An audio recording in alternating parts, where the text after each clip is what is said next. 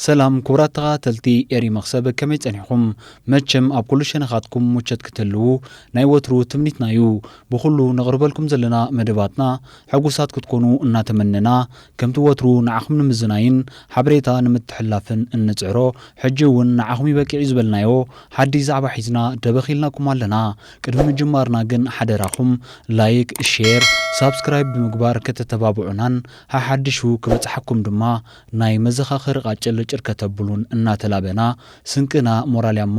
ምትባዕኹም አይፈለየና ንብል ንሕጂ ድማ ታሪኽ ህይወት ሓደ ካብቶም ብናይ ትዝታ ደርፍታት ዝልለ በዓል ጥዑም ዳሃይ ደራፊ ገጣሚ ዘያሚ አማኒኤል ወልደጋብር መሞናን ዘለዎ ብቕዓትን ዝድስስ መደቢና ሒስናልኩም መጺና ዘለና ክሳብ ፍጻመ ብጽሞና ክትከታተሉና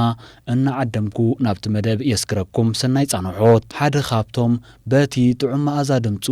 ኣብ ሃገርና بفولي كبري زلله سنة بواويو آمانيل والدقابر ممونا بشحن شعاتم يتنسبعان أربعتن كاب أبو والدقابر مبايه أديو وزيرو جمجا حلفا أب أفديو توليدو نغرب جزي أبخريا دحرم سنحدما أب 4 سمر عبيو كاب مباتا كساب شاد شاي كفلي أب بيت مرتي سمرة أخريا شاوعي كفلي أماي تمناي شامناي دما انداشو ودن أخريا تماهيرو نايكالاي درجة تمرتو كسا 12 خفل دما أب بيت مرتي سماعتات زازيمو بشعن شعاتميتن 94 مس مجمار هاجرا وأقلقلوت أبال قداماي زوريا بمخان ناب معسكر سوا وريدو مومونا حد خابتوم اللونا النبلوم دمتاوين كوينو أب مدرخن استوديون دمتو زيكير وناني سحل قرورو كخون بغيئيو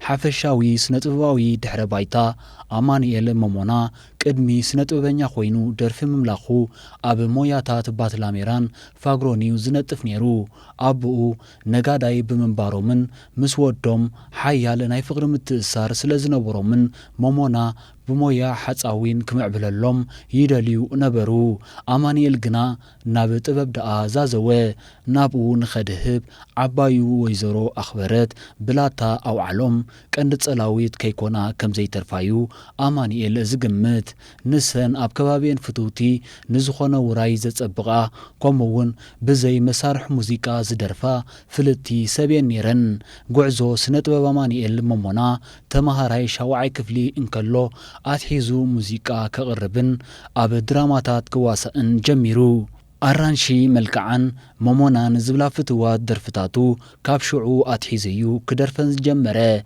أب شعن شعتميتن 93 أب دمت حفاش إيرترا ناي كالاي درجة أبيات تمرتي وددر أب زنبرلو بيت تمرتي سماعتات قداميت بموصا كوبا إنشورانس أبزعترت اللوان ممونا زر استادرفي آمانيل والدقابر قداميتي وطيا تشليما كاب شعوات حيزو دمايو آمانيل والدقابر ناب آمانيل ممونا استسغاقره آمانيل جنا مس ولاديو كتر فغري سلزلو شم أبو مساسا أيفوتونيو آمانيل قدمي ناب سوا مورادو مس نايت باب عركو موسي حدش سوا كاسيت كحتمو مدب نبروم مس موسي حدش أب كبابي شعن شعاتميتن 93 يوم أب هاجراو محبر منسيات إيرترا تراخيبهم بمويا تأساسيروم دما نويح موياو عركنتن شركنتن مسريتوم بمنقدي سنت ببنيا ياريد عند برهان تلاليوم أب محبر منسيات مستترنفو مسبوزحا سنت ببنياتات تلاليوم شليل تقنينا لويت زخدانا أفكاريتي إتا جبجب صغرا نافي غيالولا أفكاريتي مرحبا بلني نعي أزاربني تسميوني أرانشي ملكعا آنس نير الساعة كميجيري مومونا قدم سوا مورادو مسنت ببنيا يوهانس تكابوون عركنت سلز نبرو آبتي مويا نويح بحادة تقوعيزوم يوم بحادة تترنفوم دما نويح كتيلوم آمانيل ناتي اوان كذكرن كالو شعو كاسيت حاسيبنا آبز تنكساقسنا لو آزيو دهالن كاسيلكم عبايو زبل مورال زهبن زرباتات كاب حادة سنت ببنيا تاتقوا انت عنكتسنا موزيكانيا بينيام قبر خرستوس زقبرلنا مورالاوي حجزن دقفنجنا كنرسعو أين خيلن يبل بينيام ቀንዲ ጊታሪስታ ኣስመራ ባንድ ብምንባሩ ዓብዪ ዝና ዝነበሮ እዩ። ንሕና ንኣሽኢና ነርና እንተኾነ ንገዝኡ ወሲዱ ንደርፍታትና ክመላልኣልናን ኣጆኹም ክብለናን ምኽኣሉ ምስጋናና ወሰን ኣይነበሮን። ወትሩ ድማ በቲ ሞራላዊ ሓገዙ ንኽንቅጽል ምትብብዑ ነመስግኖ። ብዘይካ ቢንያም ገብረ ክርስቶስ ያረድ ዓንደ ብርሃንን ደበሳይ ወልዱን እውን ካብ ጎንና ከይተፈልዩ ኣጆኹም ዝበሉናን ቀጻሊ ዘተባብዑናን መንእሰያት እዮም ነይሮም። ደበሳይ ወልዱ ኣብ ስራሕና ምትብባዕን ምትዕርራይን እናገበረ ኣብ መጻኢ ዕዉታት ክትኮኑ ኢኹም እናበለ ኣብዚ ዘብፅሓናዩ ብምባል ምስጋንኡ ወሰን ከም ዘይብሉ ይዛረብ። ኣማኒኤል ሞሞና ንማዓስከር ሳዋ ምስ ወረደ ምስ ብዙሓት ስነ ጥበበኛታት እዩ ተራኺቡ። ሽዑ ሳዋ ቆጥቋጥ ዝበዝሓ ሓንቲ ዓባይ ጎልጎል ኮይናያ ጸኒሓቶም። ብዘይካተን ስሕዋት ቴንዳታት ካልኣይ ነበራን ንመጽለሊ ዝኸውን ብዓጌፋን ቴንዳን ከምኡውን ብጊንድዕን ካልኦት ኣግራብን ገይሮም ገዛውቲ ምስ ሰርሑ ናብ ተዓሊም ኣተዉ። ኣብ ሳዋ ዝሓሸ ምጥርናፍ ናይ ስነ ጥበበኛታት ባይታ ስለ ዝተረኽበ ምስ በዓል ጀማል ሳልሕ፣ ኣቡበከር ዓብደልኣወል፣ ተኽሊት ሰሎሙን፣ ዮሃንስ ትካቦ፣ ሙሴ ሓድሽ፣ ኣልኣሚን ዓሊሙዝ፣ ወዲ ተስፋይን ፍቓዱ ትኩእን ኣብ ሓደ ቦጠሎኒ ተረኺቦም። ኣብ ብርጌድ ምስ ኣተዉ ድማ በዓል ረዘነ ባርያ፣ ይርጋለም እግርን፣ ሙሴ ኣብርሃን ኬክያን ተወሲኾሞም። ብዘይካ እዚኦም ስነ ጥበበኛታት ብርክት ዝበሉ ሙዚቀኛታት እውን ሓቢሮሞም ነይሮም። ብዘይካ እዚኣቶም የማነ ኣርኣያ፣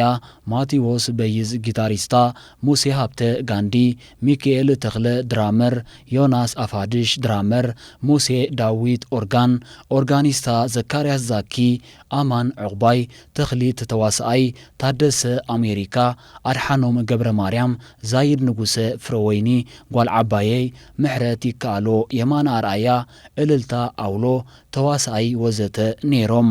ኣብ ደረጃ ክፍለ ሰራዊት ምስ በጽሑ ድማ ወዲ ማንዕ፣ ቴድሮስ ሓጎስ፣ ዳንኤል ሓጎስን ካልኦትን ተወሲኾሞም ብሓደ ምዉቕ ናይ ስነ ጥበብ እዋን ኣሕሊፎም። ኣብ መመረቕታ ቀዳማይ ዙር ኣማኒኤል ክሕፈር ዶባታ፣ ኣራንሺ መልክዓ ሞሞና ዝብላ 3 ደርፍታት ኣቕሪቡ። ድሕሪ ምረቓ ቀዳማይ ዙርያ ሃገራዊ ኣገልግሎት ኣማኒኤል ወልደጋብር ሞሞና ኣብ ናይ ደቂ ኣንስትዮ ክፍለ ሰራዊት 5 ከም ዓላሙ ኮይኑ እዩ ተመዲቡ። ሞሞና ኣብ እንዳዋልድ ፍትው ስለ ዝነበረ ክሳብ ሎሚ ብዲሲፕሊኑ ዝነኣድን ብዙሓት ፈተውቲ ዘጥረየን እዩ። ንሱ ከም ዓላማይ ደቂ ኣንስትዮ ምስ ተመደበ ነቲ ናይ ስነ ጥበብ ሞይኡ ብምቕጻል ነተን ደቂ ኣንስትዮ ባህሊ ክፍለ ሰራዊት 5 ጥርኒፉን መሪሑን ነታ ጉጅለ ባህሊ ኣብ ደሓን ኩነታት ኣደይብዋ። ድሕሪ ምቋም ጉጅለ ባህሊ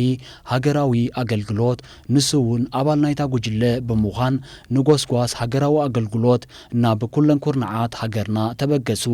እቲ ጎስጓስ ኣዝዩ ሓያልን ብድሕሪኡ ዘይተደግመን ዓብ ጽልዋ ዝፈጠረኒ ነይሩ። ኣብቲ ዑደት ኣማኒኤል ሞሞና ወዲ ትካቦ፣ ቴድሮስ ሓጎስ፣ ዳንኤል ሓጎስ፣ ዛይድ ንጉሰ፣ ወዲ ኣፋድሽ፣ ቶማስ መድሃኔ፣ ጎይቶኦም ነጋሲ፣ ዳንኤል ኢምቤርቶ፣ ዳዊት ሽላን፣ ኣኽሊሉ ተስፋጼን፣ ኣማን ገብረሃንስ፣ ነቢያት ፍሳየ፣ ዓብደላ ራሻይዳ፣ ኣልኣሚን ዓፋር፣ ወልደኣብ ብሌናይ፣ ሱሌማን ናራ ወዘተ ኣባላት ናይታ ጉጅለ ነይሮም። ኣማኒኤል ነቲ ፍጻመ ክዝክር ከሎ ኣልኣሚን ወዲ ዓፋር ሓያል ደራፋይ ነይሩ። እላ ላላ ላላላላ ሳዋ እላላ ላላላላ ላላላላ ሳዋ ብእትብል ደርፉ ፍሉጥ። ኣብ ምውዳእ ዕዶትናዩ ብሕማም ተሰዊኡ ኣብ ኣስመራ ኦሮታዩ ዓሪፉ። ኣብ መቓብር ሓርበኛታት ጸጸራት ድማ ስነ ስርዓት ቀብሩ ተኻይዱ። ስድርኡ ኣብ ዓሰብዮም ዝነብሩ ነይሮም ይብል። እቲ ዑደት ኣገዳስን ኣዝዩ ጸላውን ምንባሩ ኣማኒኤል ሞሞና ይገልጽ። ብድሕሪ እዚ ዑደት ብሃገራዊ ኣገልግሎት ዝተኻየደ ንሙሉእ ሃገር ጎስጓስ ዘካየደ ጉጅለ ባህሊ ሃገራዊ ኣገልግሎት እየለን ይውስኽ። ድሕሪ ዑደት ባህሊ ሃገራዊ ኣገልግሎት ንሓደ ወርሒ ኣብ ፈደዳብ ምስኮር 381 ካልኣይ ብርጌድ 4ይ ቦጠሎኒ ኣጋር ከቢድ ብረት ተዓሊም ወሲዱ። ኣብ 1997 ሞሞና ኣባል ምዱብ ሰራዊት ኮይኑ ናብ ሳዋ ተጸዊዑ። ቅድሚ ኣባል ምዱብ ሰራዊት ምዃኑ ኣብ 1997 ሓንቲ ሞሞና ሳዋ ዘርእስታ ካሴት ምስ ድምፃዊ ሙሴ ሓድሽ ብምዃን ኣዳልዮም ዘርጊሖም ብድሕረዚ ማዓስከር ሳዋ ናብታ ናይ ቀደሙ ዓላማይ ክኸውን ንሳዋ ሲሒብዎ ኣብቲ እዋን ሻውዓይ ዙር ይዕለሙ ነበሩ ዓላማይ ምዃንን ደቂ ኣንስትዮ ተዓላሞ ሳዋን ኣማንኤል ወልደጋብር ኣብ እንዳ ኣዋልድ ክዕልም ምጀመረ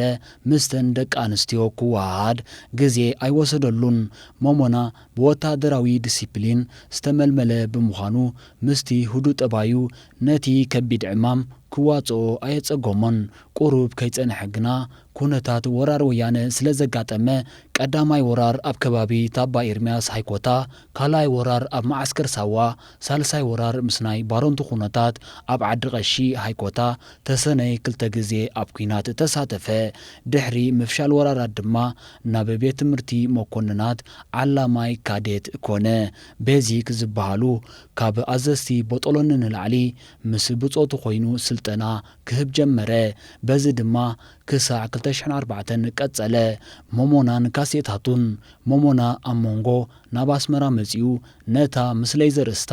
10 ደርፍታት ዝሓዘለት ኣልቡሙ ኣብ 2002 ዓመተ ምህረት ክሰርሓ ኸኣለ ኣብ 2008 እውን ክሓልፍ እዩ እትብል ካሴት ምስ ድምፃዊ ሙሴ ሓድሽ ኮይኑ ሰርሐ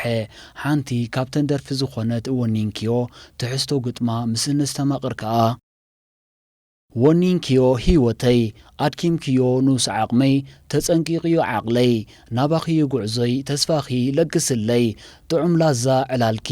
ድሙቕ ቋሕታ ብርሃንኪ ለግሲ ሓደራኺ ሙሩኽየ ናትኪ ኣይጨክን ልብኺ ጌጋ ይኮነን ንፍቕሪ ምሕታተይ ኣወንታ መልስኺ ዕግበት ህይወተይ ሓሳብ ትካዜ ናይ ጭንቀት ናብራ መፍትሒኡ ንስኺ ናይ ብርሃን ጩራ ስለዚ ፍቕረይ ንዒ ስምዕኒ ሙሩኽ ናትክየ ኣይተሻቕልኒ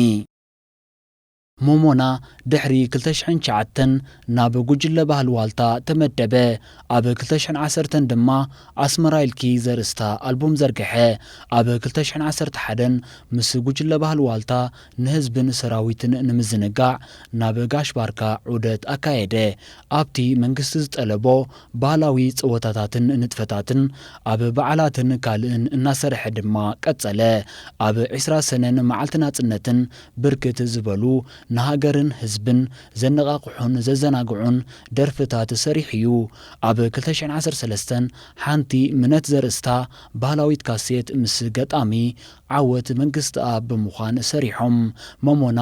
ንብርክት ዝበሉ ስነጥበባውያን እውን ዝተፈላለዩ ዜማታትን ግጥምታትን ኣበርኪት እዩ እዚ ኮኸብ ስነጥበባዊ ሃገርና ካብቶም እንምክሓሎም ስነጥበባውያን ሃገርና እሞ መታን ምስ ሓድሽ ጣዕመ ዜማታቱ እናሻዕ ክመፀና